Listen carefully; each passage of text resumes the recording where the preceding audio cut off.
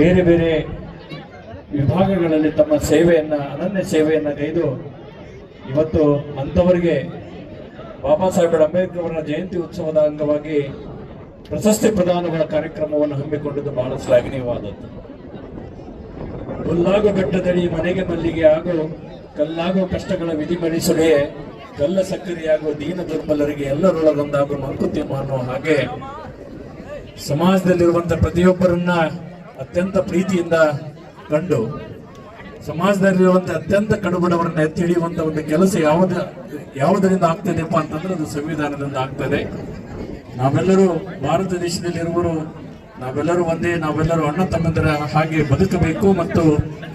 ಸಮಾಜದಲ್ಲಿ ತುಳಿತಕ್ಕೊಳಗಾದಂಥ ವರ್ಗದವರನ್ನ ಮೇಲೆತ್ತುವಂತ ಒಂದು ಕೆಲಸ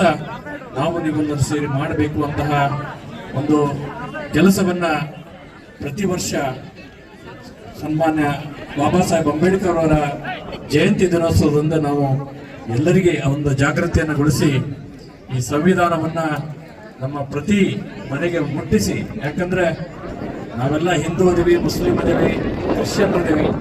ನಾವೆಲ್ಲ ನಮ್ಮ ಮನೆಯಲ್ಲೇ ನಮ್ಮ ಧರ್ಮ ಮತ್ತು ಜಾತಿಯನ್ನು ಆಚರಣೆ ಮಾಡೋಣ, ಅಥವಾ ಯಾವಾಗ ನಾವು ಮನೆ ಬಿಟ್ಟು ಸಾರ್ವಜನಿಕ ಸ್ಥಳಗಳಿಗೆ ಬರ್ತೀವ ಅಲ್ಲಿ ನಾವೆಲ್ಲರೂ ಭಾರತೀಯರಾಗಿ ಬದುಕೋಣ ಅನ್ನುವ ಮಾತನ್ನ ಹೇಳಿ ಅಂತಹ ಒಬ್ಬ ಆದರ್ಶ ಪುರುಷನ ಒಂದು ಸ್ಮರಣೆಯನ್ನು ಮಾಡ್ತಾ ಅವರೆಲ್ಲ ಆದರ್ಶಗಳನ್ನು ಒಳಗಿಸಿಕೊಂಡು ನಮ್ಮ ಮೈಯಲ್ಲಿ ಒಳಗೂಡಿಸಿಕೊಂಡು ಸಮಾಜಮುಖಿ ಕೆಲಸವನ್ನು ಮಾಡೋಣ ಅನ್ನೋ ಮಾತನ್ನು ಹೇಳಿ ಈ ಒಂದು ಪ್ರಶಸ್ತಿ ಪ್ರದಾನದ ಮುಂಚಿತವಾಗಿ ನನಗೆ ಮಾತಾಡಲಿಕ್ಕೆ ಬಹಳಷ್ಟು ಮಯೂರ್ ಸರ್ ಮತ್ತು ಅರುಣ್ ಸರ್ ಹೇಳಿದರು. ಆದರೆ ವರುಣನ ಒಂದು ಕೃಪೆ ನಮ್ಮ ಪ್ರಶಸ್ತಿ ಪ್ರದಾನ ಪಡೆದಂತ ವ್ಯಕ್ತಿಗಳ ಮೇಲೆ ಆಗ್ಲಿ ಅಂತ ಹೇಳಿ ಏನಿವತ್ತ ನಾವೆಲ್ಲ ಸೇರಿ ಬರೀ ಹಾರ ತುರೆ ಹಾಕಿವಿ, ಆದ್ರೆ ಮೇಲಿರುವಂತ ಬಾಬಾ ಸಾಹೇಬ್ ಅಂಬೇಡ್ಕರ್ ಅವರು ವರ್ಷಧಾರಣೆಯನ್ನ ಮಾಡಿ ನಿಮ್ಮೆಲ್ಲರಿಗೆ ಮಂಗಳವನ್ನು ಹಾಡಿದ್ದಾರೆ. ಹಾಗಾಗಿ ಏನಿವತ್ತು ಪ್ರಶಸ್ತಿ ಪ್ರದಾನ ಪಡೆದುಕೊಂಡಿದ್ರಿ, ನೀವೆಲ್ಲರೂ ಮುಂದಿನ ದಿವಸಗಳಲ್ಲಿ ಇನ್ನೂ ಹೆಚ್ಚಿನ ಶಕ್ತಿಯಿಂದ ಸಮಾಜಮುಖಿ ಕೆಲಸವನ್ನು ಮಾಡಿ ನಮ್ಮ ಬಾಬಾ ಸಾಹೇಬ್ ಅಂಬೇಡ್ಕರ್ ಹೇಳಿಕೊಟ್ಟ ದಾರಿಯಲ್ಲಿ ಸಾಗಿ ಈ ಸಮಾಜವನ್ನ ಸುಧಾರಿಸುವ ಕೆಲಸ ನಾವು ನೀವೆಲ್ಲರೂ ಸೇರಿ ಮಾಡೋಣ ಅನ್ನೋ ಒಂದು ಮಾತನ್ನು ಹೇಳಿ ಇಂತಹ ಒಂದು ಅಮೃತವಾದ ಗಳಿಗೆಗೆ ನನ್ನನ್ನು ಆಹ್ವಾನಿಸಿ